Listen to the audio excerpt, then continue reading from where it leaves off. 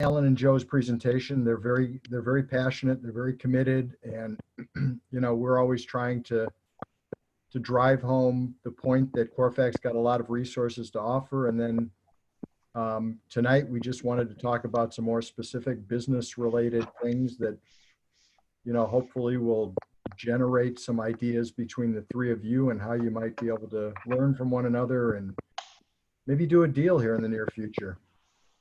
Sounds great. Yep. These are suggested topics, of course. We don't have to stick to them. If we wanted to kind of the European group this morning, we started talking about sources of new business, and then it kind of went from there, and again, very informal. So I'll just open it up to the group, and I know that it's been, Daniel, I know you had said it's been challenging. So did you want to maybe start and kind of share how things have been going? Yeah, look, so it has been challenging. It's interesting. I don't know what everyone else is experiencing at the moment. I'll be very curious to hear what they have to say. But the leasing, so we do everything in terms of, we're an all-encompassing agency in the sense that we do leasing, sales, management. Our sales is actually not too bad, believe it or not. We've got people looking to buy. There's plenty of people with cash at the moment looking to invest into the marketplace. The leasing side of the market is a bit slower, and in fact, it's a lot slower. Let's call a spade a spade. And management's just, whilst everyone's sort of on rental abatements that's being offered here by governments and concessions, etc., people aren't paying rent, so that's being affected. But the fact is, and it was very interesting listening to Joe and Alan yesterday. Joe did send me some stuff. I've got some people, I know I've got a couple clients that have certainly invested in the States, in the United States, and there might be more that are prepared to possibly, look at those markets. They might also be interested in other markets too, I don't know. But the fact is, unless I put it out there, I'm never going to find out, am I? So I'm actually very interested to see, and I've spoken to, a couple of weeks ago, we were talking about it, and I think, Jufa, you were saying that you sort of do more is it the hotel brokerage, or is that the side of the market that you're exposed to? Is that right? Well, we do the whole range, but recently we've got more hotels, but it's Right. also people, tons of money, a wall of money that's coming our way like anywhere else. And some of those who are looking to buy hotels are either thinking of converting them into co-living or into hospitals. Yeah. Right. And do you know, would any of those people be interested possibly in investing in Australia? Because there might be some hotels that, I'm not that I'm in that market, but I know people that are. So maybe there's a way that we might be able to sort of create some sort of alliance, or maybe they're already speaking to these people. I don't know.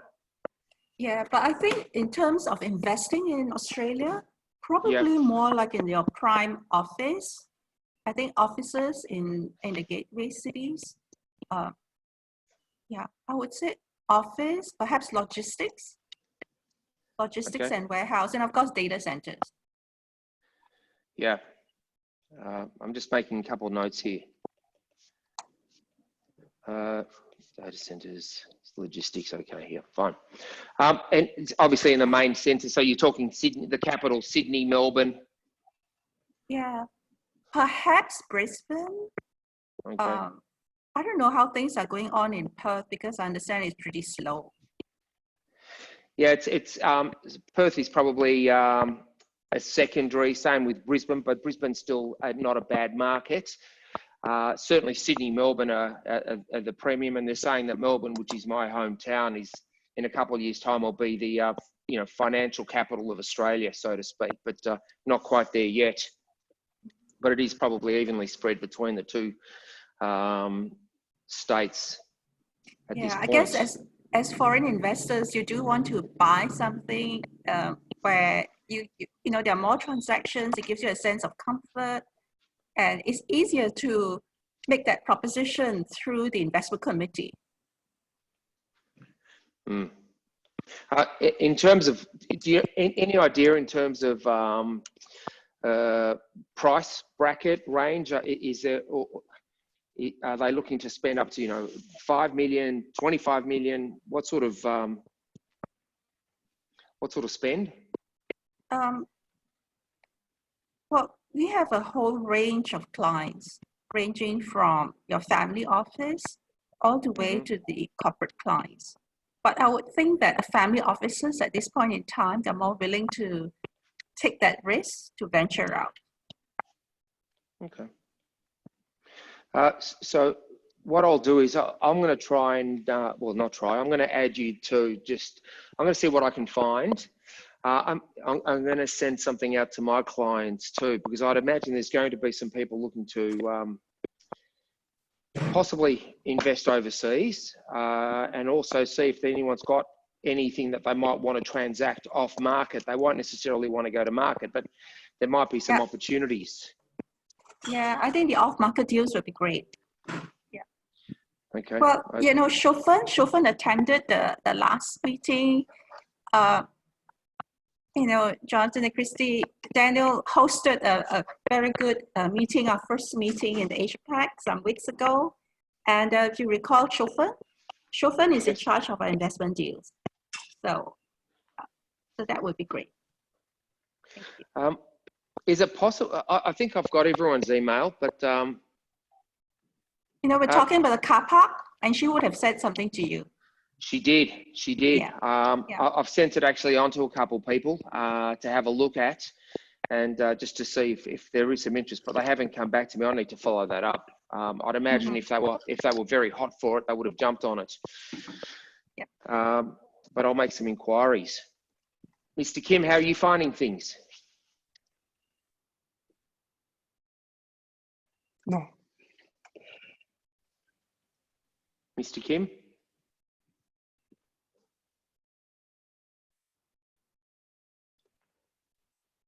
Hello? Yeah, can you hear me? Oh, yes. How are you finding it? Have you got any people that are looking to invest abroad?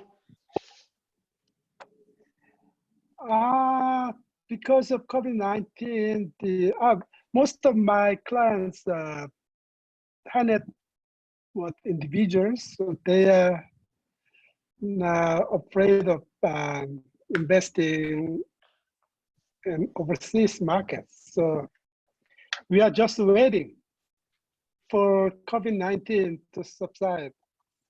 So right now, no client. Yeah. Yesterday I met a prospective investor who is a university professor. He wants to invest in Pennsylvania area to buy some income producing property for his son. So if I get the concrete offer from him, then I will contact our partner in Pennsylvania. Okay. Yeah. And I just talked to Jonathan about Malaysian market.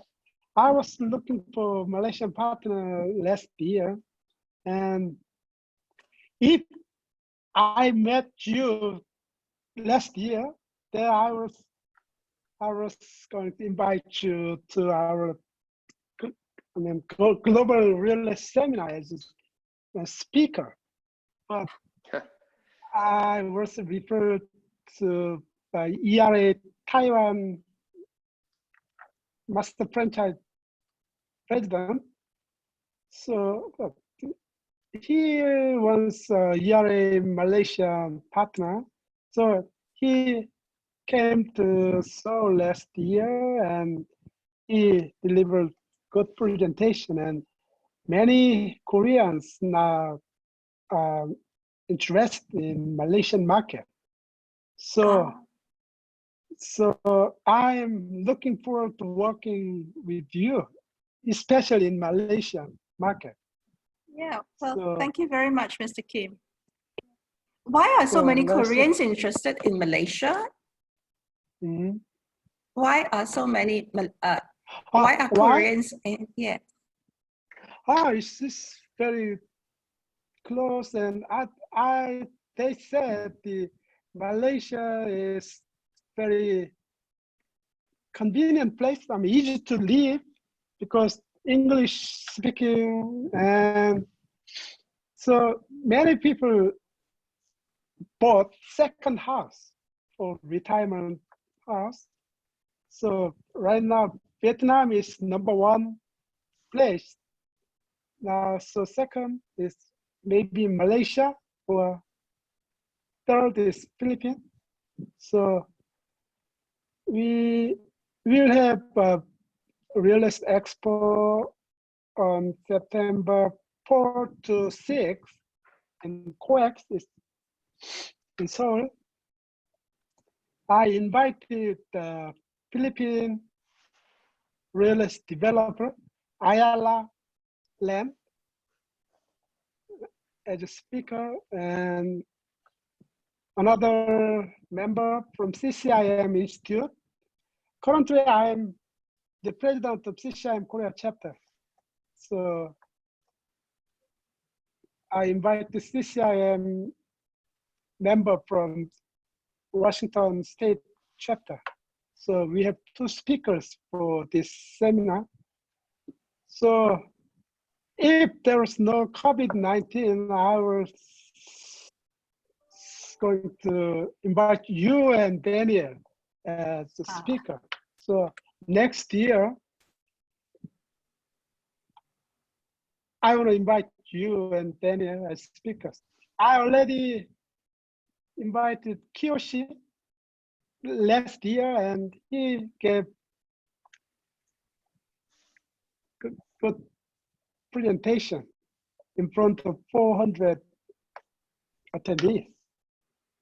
Wow. Fantastic. Yeah. Well, thank you Just very need much, to Mr. get Kim. through. Yeah, thank you. We just need to get through this period. Yeah, I think like what you mentioned earlier, quite a lot of foreign investors, because of the lockdown and the borders are closed, they cannot inspect.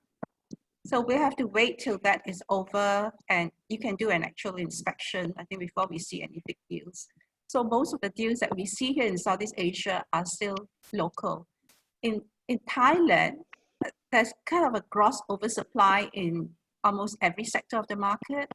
So some of the Oversupply. oversupply. So, and they had a lot of buyers from China, Hong Kong, and because of this lockdown, that avenue of buyers is really cut off. So some of the prices for some of the projects have come down by as much as 40%. Jeez. Yeah. And of course, the hotels, the resort hotels and all that.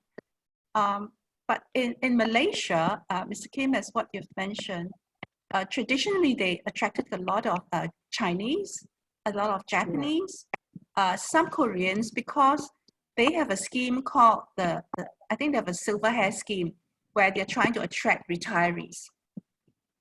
So it makes it very, what should I say? It's a very cost-effective place to retire for many people. Yeah. So I'll connect perhaps I can connect our residential director in Malaysia, who is also our MD for Malaysia office, over to you directly, and we can explore how we can work together. Good. Chun-Fa, what's your greatest challenge at the moment, besides COVID-19? There's our greatest challenge. Yeah. Do you have stock issues, or there's plenty of stock? The buyer inquiry is down. What are you experiencing? Well, in terms of liquidity, because of the low interest rate, people trying to find a home, we find lots and lots of liquidity in the market. It is just that there is the owner's expectations of price is still like pre-COVID. And then you've got lots of people that's looking for distress sale, but there's absolutely no distress sale at this point in time. You haven't So seen anything yet? Yeah. So it's kind of in that indecision stage. A lot of inquiry, even for the professional services side. Our valuation is doing very well because there's a lot of refinancing. And on the consulting side, lots of owners trying to say, okay, what should I do? Should I change my strategy? Should I reposition? What should I look at? Where are the opportunities? But when it comes to paying that fee and really doing that work, they're kind of preserving their cash. So things are kind of slow. Yeah. Okay, just sorry. And But we don't Mr. have an Kim, issue with with stock. You don't have? We don't have an issue with stock, except that it's a price issue. Price, as you just said, prices are still pre-COVID, but the buyers are looking to see if they can pick something up at bargain basement, as we use the term here. Yeah. Cheaper. Is that right? Yep. Yeah, we've got the same. I'm having the same issues. I've got a leasing deal on the go at the moment, and the owners are just, they want the lease to start now. It's a $90,000 a year leasing deal, and they want the tenant to start now, and the tenant's ready to start in September, October, once this is all over. And they just, well, he can start now or he can go. And I'm like, we don't have anybody else lining up at this point in time ready to jump in. Why are we just going to discard a tenant that's ready to sign a lease? But that's some of the challenges that I'm facing. What about you, Mr. Kim? Our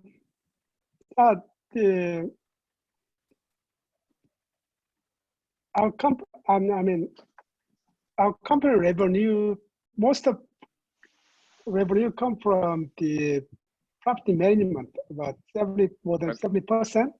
So the challenge is to find a tenant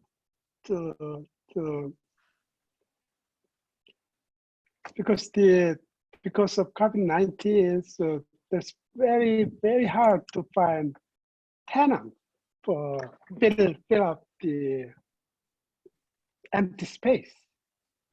And finding tenants and another issue is we received some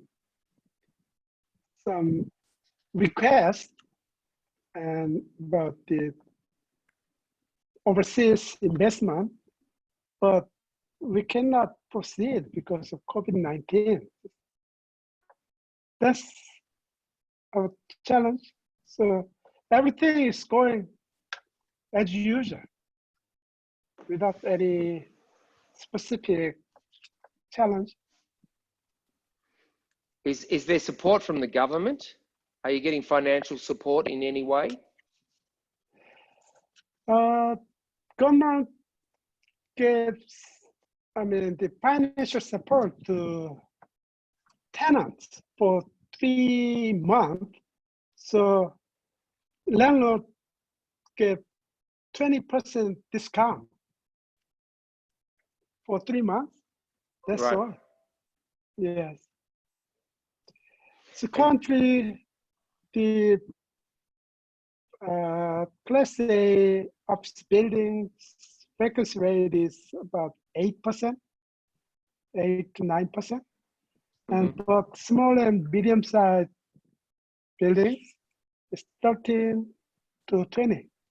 So vacancy problem is a big issue. Good. Chun-Fa, what about yourself? Has there been a lot of support there from the government? Absolutely. We just had our election 2 weeks ago. So we have lots of goodies rolled out before that. And in fact, 4 budgets. So there is rental support from the government. There is also, in fact, there's a moratorium on payment of interest for 6 months. You can defer it. And also, yeah, the government helped to pay for something like, I think all in 4 months of 4 months of rental, depending on which industry you are in. And I think particularly the F&B tenants and the malls, and these have been passed on directly to the retailers. We also have the job support scheme, where the government, I think, pay for the salaries of, of the staff for 4 months, that in full, plus in the 2 months, that's 50%. So the idea is really the need to save jobs. But I think you can only do so much. And now we're starting to see the woodwork coming out. F&B, closures of F&Bs. And so we're going to see more, I think, once the government support is over. So it is a big concern, but we are thankful for the support that we receive. But we expect, going forward, a lot more casualties would start to come up. Yeah, we've got the same. I think we've had a lot of support from the government. They've tried to support businesses and they've offered a variety of schemes. They've also tried to support the individuals that were working for some of these businesses that have now been stood down. And it's helping to a point, but I think, especially in Victoria where we are at the moment, because we've gone into another lockdown, I think they're talking about offering an additional level of support, which we'll find out in the next week. But at the end of the day, a lot of the landlords are probably the area that haven't been supported at all. They've had to sort of wear the fact that tenants aren't paying rent, or they're paying half rent or a deferred amount, as well as a waived amount of rental. And these are some of the challenges that my clients are facing at the moment. And then we've got here, one of the taxes that they have is land tax. So it's essentially a wealth tax. The more properties you own, the more land tax you pay. And some of these clients have now got their land tax bills, which are due and payable. And it is actually, one of them's got a land tax bill of $80,000. He should have received about $140,000 of rental income, which isn't there. So you can see the anxiety levels, the stress levels are rising, and that's creating quite a bit of strain at the moment with my team, trying to manage that. I don't know what miracles we can offer them. We can't, but it's certainly taking its toll, unfortunately.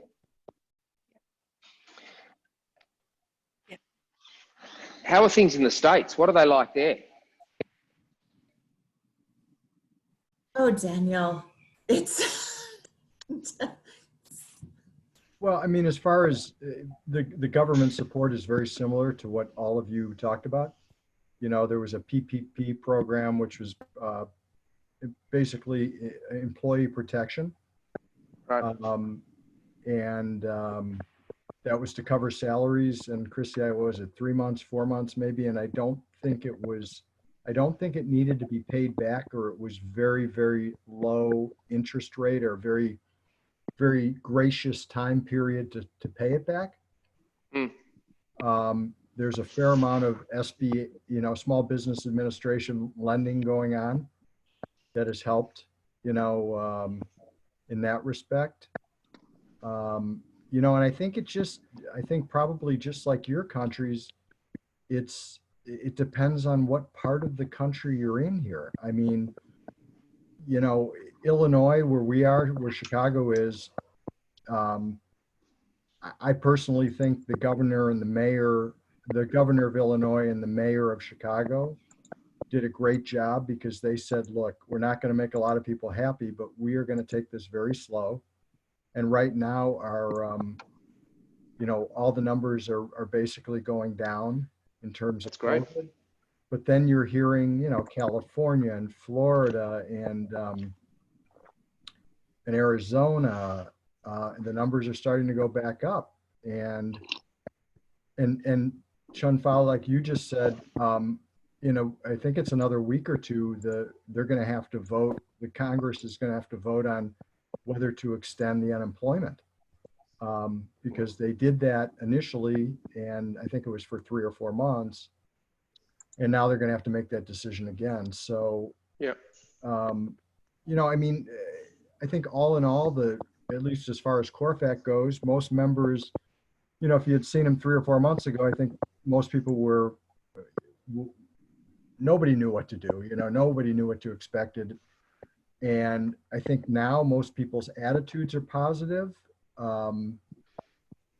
If you're in the industrial space, business is very good. If you're in the office space, I think it's either hit or miss, or you're going, well, what's the future going to bring? Are people going to come back to offices? Are they going to move out to the suburbs? Retail was not doing that well before COVID, and, this certainly hasn't helped. And you heard Alan, I think, talk on the call last night about investments.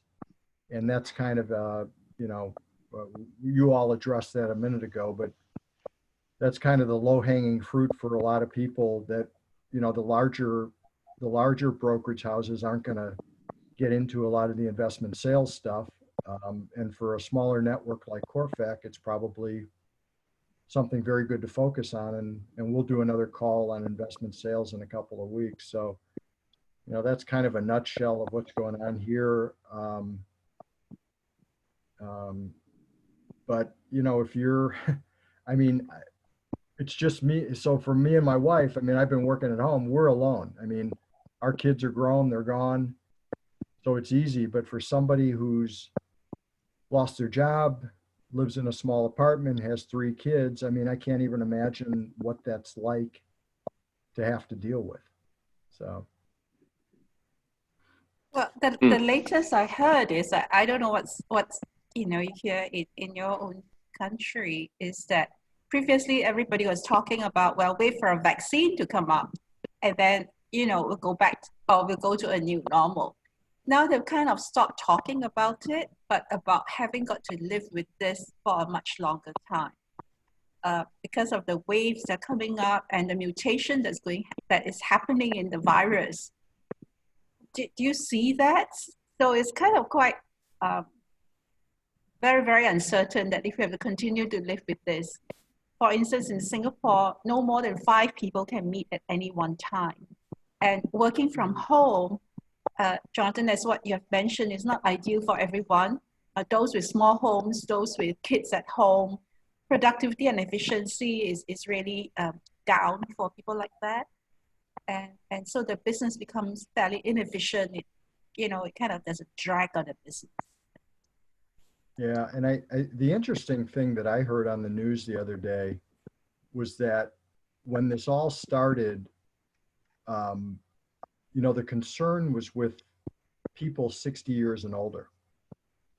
And now a lot of the numbers in the US are more focused on 18 to 29, 30 to 39, because those people are so depending on what state you're in, people have started to go out to restaurants, they've started to go to bars, they've started to wait in line to get into bars, and those numbers are starting to spike back up. And I find that fascinating that within a couple of months, the age group they were concerned with was more like me, and now it's more just a younger group, like the ages of my children.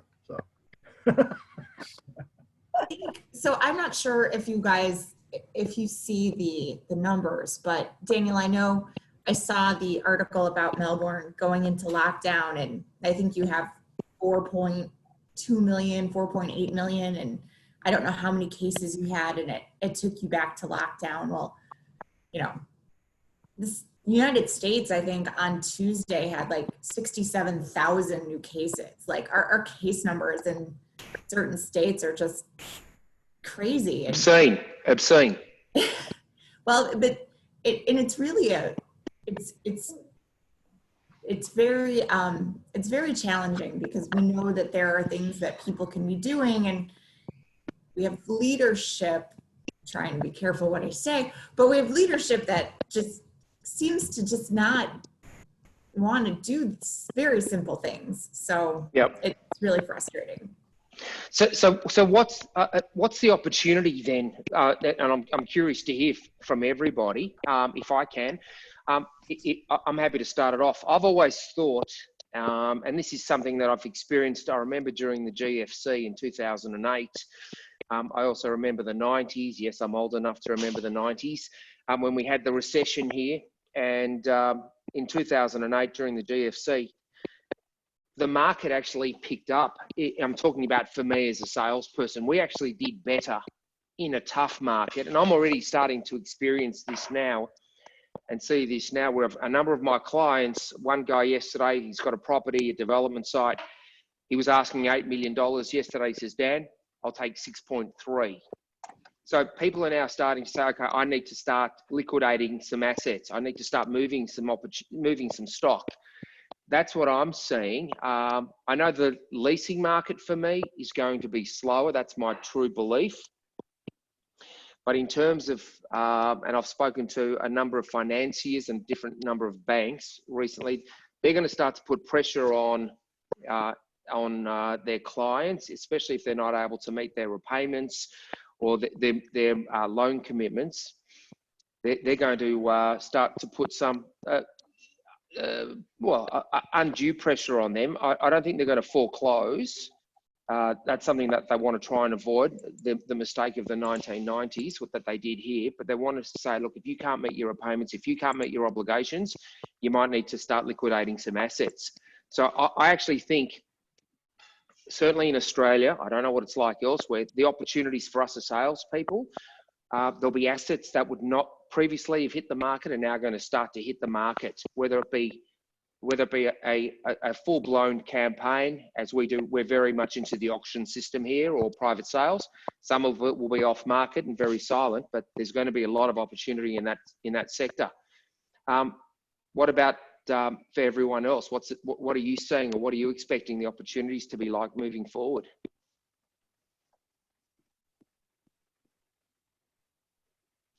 Who wants to start? Chun Fa or Mr. Kim? Okay, let me start. I think for now we don't really see that happening yet, and because through we had our Asian financial crisis, we had SARS, we have the GFC, and through it all, a lot of the weaker owners have been weeded out. So a lot of the owners in the market now have very strong balance sheet, and they have also diversified that portfolio right across. So I think that diversification gives them some, gives them some strength. So we don't see the big assets coming in at this point in time. So we think they're going to stay fairly resilient for a while. But I think the smaller assets and the smaller assets and the smaller players, we may have some. But at this point, we really don't expect any of that happening. And also during the GFC, some of the banks that were quick to liquidate, when the market came back very strongly, some of them were sued. So now, yeah. So the banks here are very, very cautious. So they don't really put it out for a fire sale. They would just ask the owners, if need be, can you please do something about it? That's the same here. Yeah. I think they weren't sued, but they got a lot of backlash from the marketplace that they were a bit too hasty or a bit too aggressive in their approach. Yeah. But my understanding, they're slow to lend at the moment. I've got a number of clients that have tried to borrow money from the banks, etc., and the banks are just putting their hands up. Is that what you're experiencing? To some extent, but it also depends on, the banks have to make a balance. It is a little bit more difficult now, but with the low interest rate, I think, and they have actually, the banks have actually, the margins have somehow gone up for the banks. So not a big issue in terms of trying to get loans, although there's some impact. Right. And Mr. Kim? I don't see any opportunities until No opportunities. no. So keep doing as usual. And I think because of COVID-19, some competitors will go underwater. A lot of competitors. So I'm just waiting and keep doing as usual. So Okay. yes. You know what I've heard recently, and I'd be curious if either the three of you have experienced this, but I've heard from a couple of our Corfac firms, namely our firm in New York, that they've done a lot of hiring during this period. And that's for a couple of reasons. Number one, you know, I think people are being let go from some of the bigger firms, and they see it as an opportunity to grow their business and to get some good new people in. Are you seeing much of that? Yeah. If I can start, I had, with COVID-19, we were locked down here forcibly on the 23rd of March. And 2 weeks later on the Friday, we were having these Zoom meetings every day with all the staff and the team. And on the Friday morning, one of my staff members, one of my key members who'd been with me for 12 years, didn't jump on the Zoom meeting. And she's, to some degree, been one, you know, like a very stable force in the office, of, you know, like a rock. And I sent her a text message privately saying, "Where are you?" I didn't hear from her. I sent her another message, "Where are you?" And no response.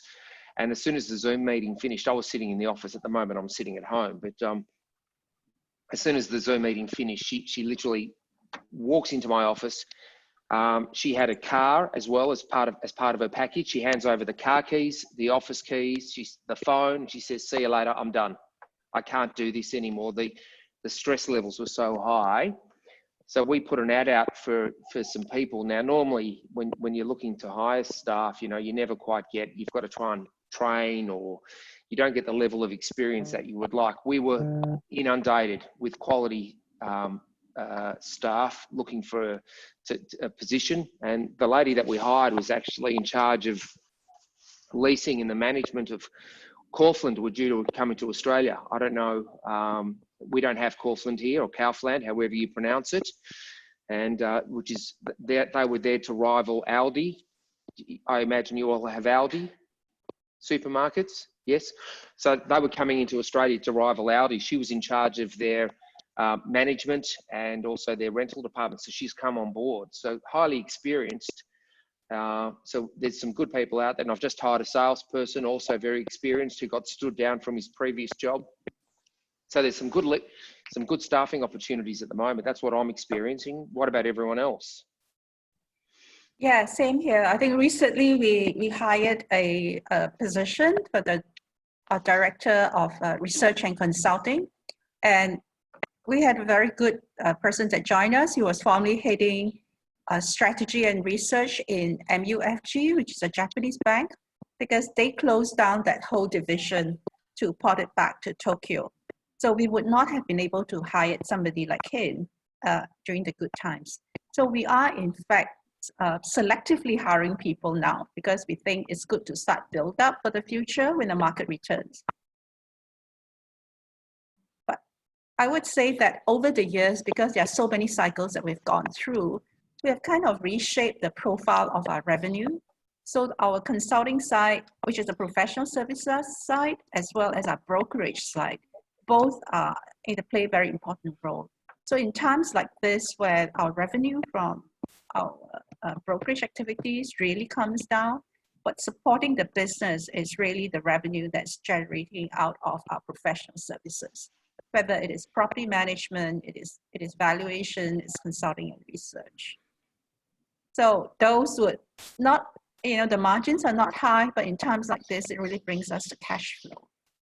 So that helps to sustain us, and that's where we are hiring. And selectively, we're also hiring on the on our brokerage side, so that when the market, we can start preparing for the market to return. Good. So very much the same as what you're facing, Daniel. Yep. Mr. Kim?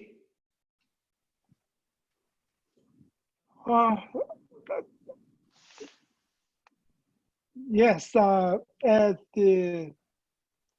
agree with her that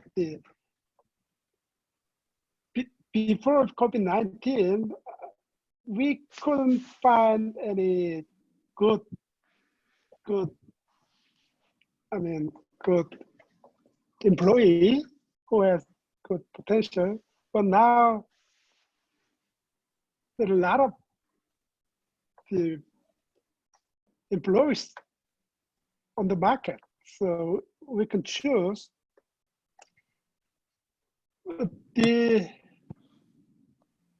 Right now, because I don't expand my business right now, so I don't have any specific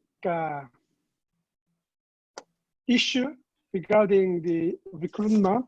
And so in general, market in Korea, so hiring is not so strong. So no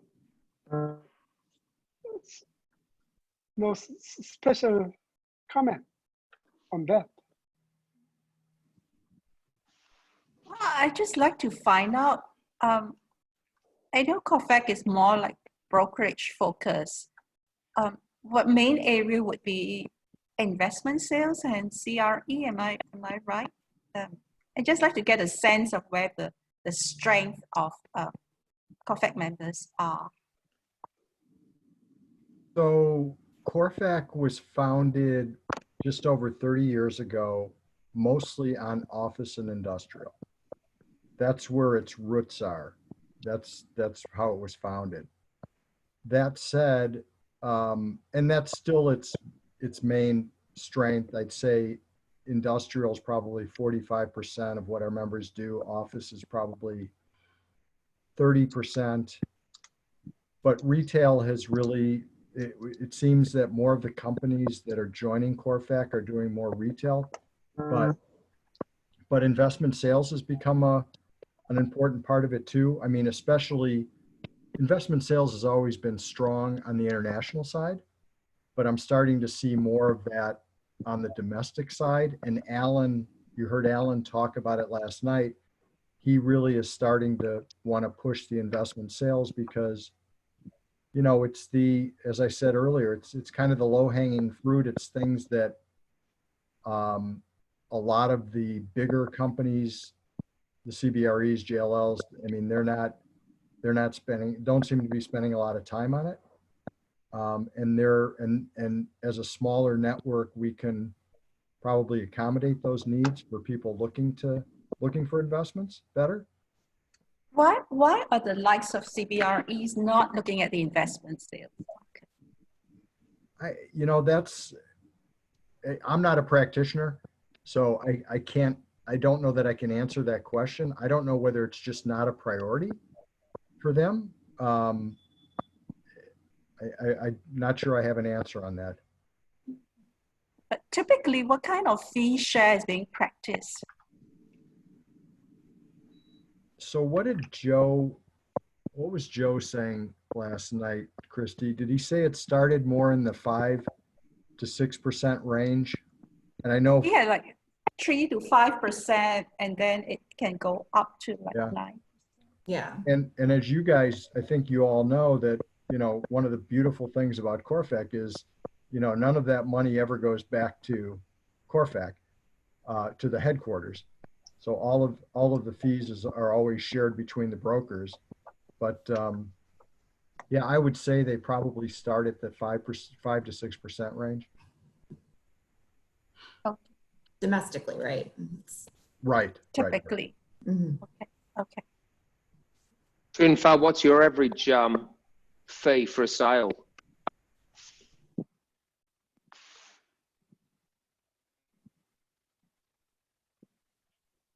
Junfa? For us, Yeah. it would What's your? be It depends on the, well, it's market driven, but I would say typically it's 1%. Hmm. 1%. Yep. How Yeah, about you're in like a- Australia? Is it similar? So we try to get 2%, but at the moment with pressure from and competition, if most sales are sort of hovering around 1.5 to 1.75%. That's very typical. If it's a smaller sale, you'll get 2 to 2.5% if you're lucky. I remember when I was sitting in one of the Corfac, I was in Denver, and I was talking to all the brokers there, and they were just, I think they weren't prepared to even get out of bed for the sort of fees that we're generating. They were just, they were in shock when I told them what the money that we're on, and I fell over backwards. Also, after they told me, the other side of the equation too is, I don't know what about your leasing, but we normally get about 10% of the average annual rental, but we get it as a one-off payment. So if the rental for the first year is $100,000, we'll get about $10,000. If it's a 5-year lease, they get $10,000 per year.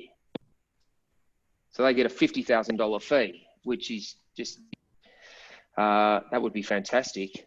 But it doesn't happen here. What about for you? In Singapore, for commercial leases, it's about 1 month's rent. Mm-hmm. And typically our leases are like 3 to 5 years.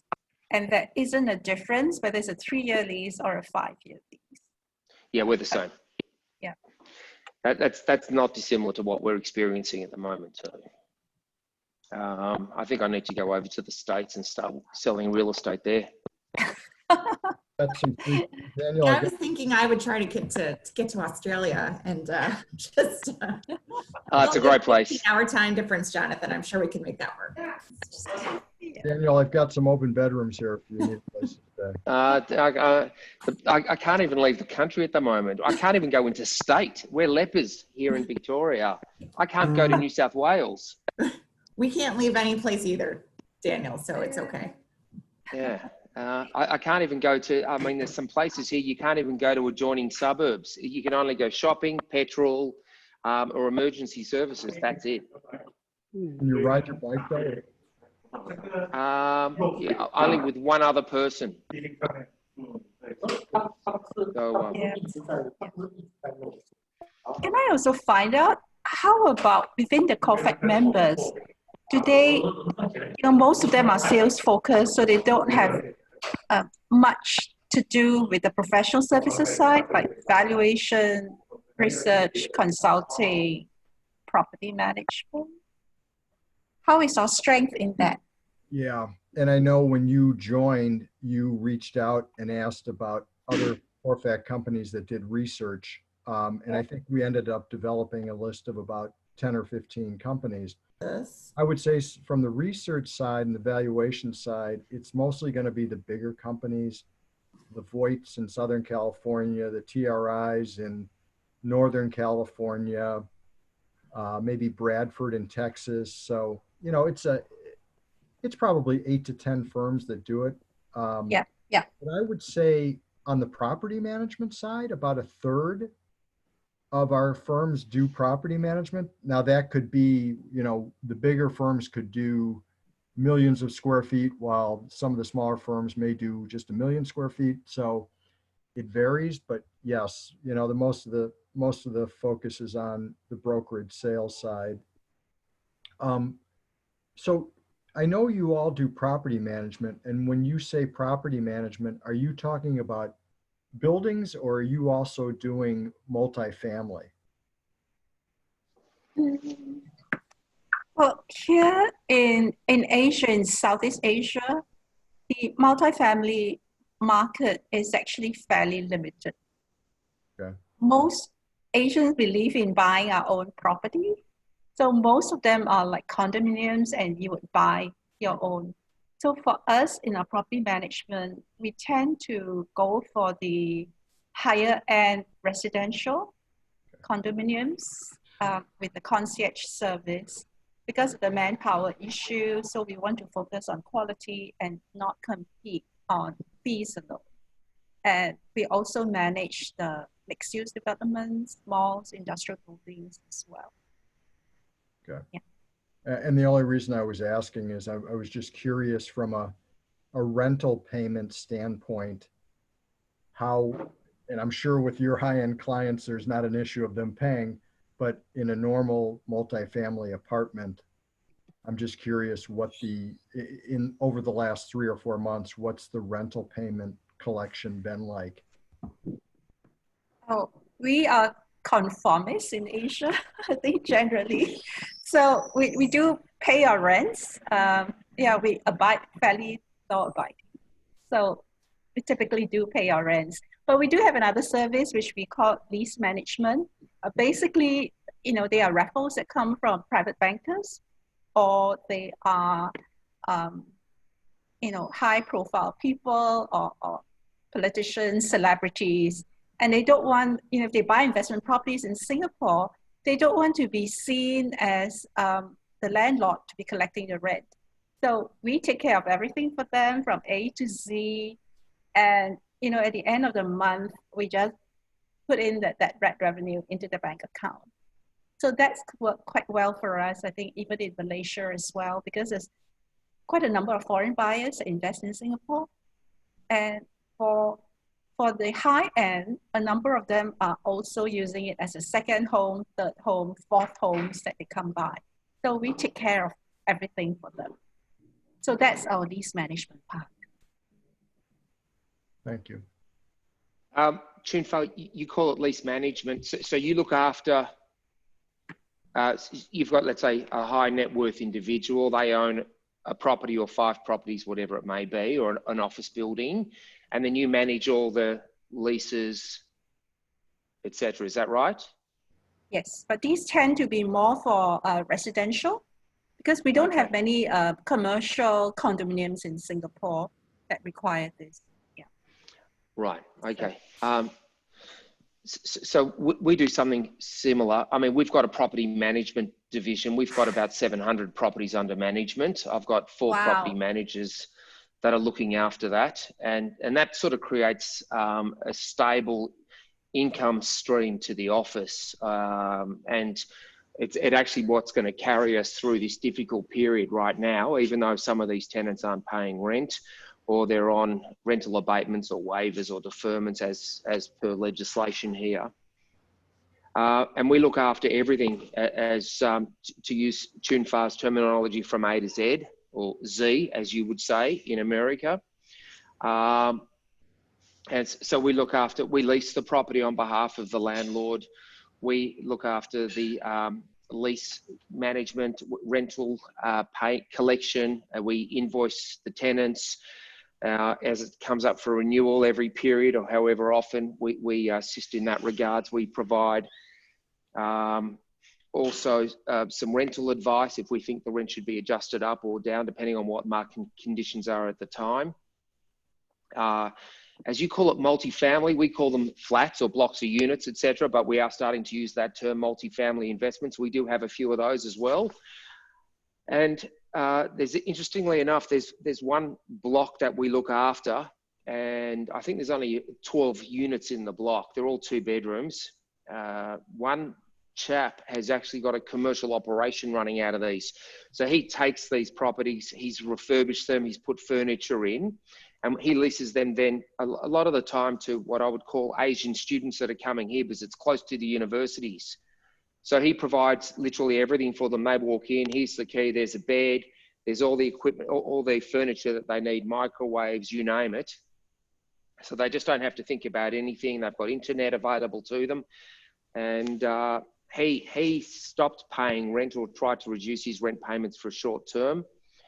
But by and large, most people are still paying. The commercial tenants, a lot of them are suffering. Their businesses have been forced to close, especially in food. Gymnasiums, they're all shut down at the moment. They can't trade, period. But overall, it's keeping us extremely busy, because I've got owners saying, where's my money? Even though the tenants have been, by law, forced to close, to shut their operations. So it's a challenging time. Well, I see Pom from our Bangkok office has just joined us. Hi, Pom. Yes, Jinhua. Hi, morning. Yeah, Good morning. good morning. I think now it's quite early in Bangkok, isn't it? Yes, It's 8 o'clock in Bangkok, 8 o'clock in the morning. yes, yes. Yeah. Good morning. We were just we've kind of gone through what kind of opportunities there are in each of our markets, and they want to. Pom is very well established in Bangkok for retail. She's our retail guru and has done a lot of tenant rep work especially for coffee joints. Right, Yeah. and Pom is very strong also in community retail. Pom, you do want to just introduce a little bit about our Bangkok office and where the opportunities that we feel we can do together within COFAC? Oh, yes. I think the Bangkok office is for the shopping mall. I think normally is some retailer, they would like to go out from the shopping mall it's like go into the standalone concept. And also that Jinhua said, why we have to do the community mall, because that in terms of the separation and the traffic. Yeah. Sorry. How do you think we can, Pom, how do you think we can kind of have cross referrals or have business, right across borders with other COFAC members? Yes. How can we help one another? Where do you see the opportunities? Oh, I'm sorry คุณบีถามผมโทรศัพท์ไปนิดนึงดีผมมีคอนเฟรนซ์นิดนึงค่ะขอบคุณค่ะ Yeah, sorry, Starbucks call me. Yes, too early. Yeah, I think the opportunity is I think for some landlord, they have to try to help the shopper and also the retailer to, yeah. In terms of the rental, some the shopping mall, they have to reduce the rental, and also they do have to some promotion. Yeah, try to do the the activity event and some promotion to bring the traffic in the mall. Yeah. How about investment sales? Are there any opportunity for investment sales in Thailand that maybe foreign investors might be interested in? Very effect for the investment, because that we don't have after the overseas investor come, and mostly for the local people investor, they also looking for some property in terms of the pricing. Some property they have to reduce the price for the sale property. Yeah. Is there much vacancy there in terms of, so you're doing a lot of coffee shops, you were saying, is that right? Or is hospitality? Yes, it's the coffee shop, right? You mean that? Yeah. Is there much vacancy? Yes. But for it's like our client, the coffee cup, for last year they aggressive to open in the hotel section, and now for the hotel they have to some expect for the tourists, and coffee cup they have to really suffer to open. Yes, for this year. Yeah. And opposite to the Starbucks, I think the Starbucks they aim to the big customer than coffee club.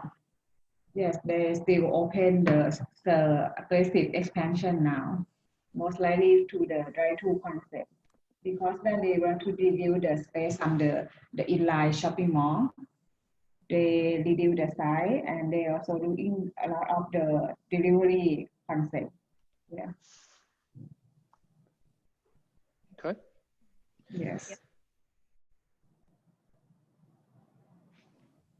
And also I think the Bangkok, the government of the social and economy yeah, budget to help the business, the SME. Yeah. What's your biggest challenges there, Tom? You mean the challenging? What was that, sorry? You mean the challenging? Yes. What's your biggest challenge? I think for the in terms of the residential, I think the challenging is maybe most of the landlord they have to review the price, and also they try to remain the stock to sell. Yeah, the challenging is I think difficult now for the residential in Bangkok. Yeah. Hmm. Yeah. There's some Same. key developer they pending and on hold for the project is coming. Yeah. Okay. Guys, I have to sign off shortly. I've got to get to an appointment. Yeah, same Okay. here. Yeah, same Yeah. here. Yeah. Well, I just want to thank all of you. This was a really great conversation, and I know that it's early for you, and I know it's been 2 days in a row, and I know it's Friday. So we really do appreciate you getting on and talking and connecting. I really think that this is great, and we really do appreciate you taking the time. So Jonathan, I don't know if you have anything to add, but. No, just thanks for being here. Thanks for being part of Corfac. And I think I said it last night, if you ever have any questions, you need an answer to who to turn to in the network, start with Christy and me, and we can usually point you in the right direction. Thanks. Christy, can we have a copy of the slides that was shared yesterday so that I can also share it around? Yes, I'm going to do a recap email with all of because I've recorded all of these sessions, Yeah. excuse me, including the ones from this morning with our Canadian friends in Europe. So I'm going to put all of that in an email, including the slides, and I'll be sending that to everybody next week. So. Okay, great. Right. Well, thank you for spending your Friday night with us. It's only Thursday night. We Thursday night. Oh, yeah, Thursday night. They're behind us. forgot They're a about- bit backwards. Yep. All right. Well, thank you all very Thank much. you. I've Thank got to Thanks, go you. guys. watch. What time I gotta is go it there watch- for you guys? I got to go watch an episode of Game of Thrones. I'm catching It's 8:15 at night. Okay. Well, go and enjoy your night. Thank you. Yeah, Thanks for thanks. organising this. It's much appreciated. And go and I can tell you what happens in the Games of Thrones if you want, but I'll let you work it out for yourself. Be well. Yeah. Okay. Thank you. Thanks. Thank Okay, you. bye-bye. Bye, everyone. Bye. Thank you. Bye bye. Bye. Bye-bye.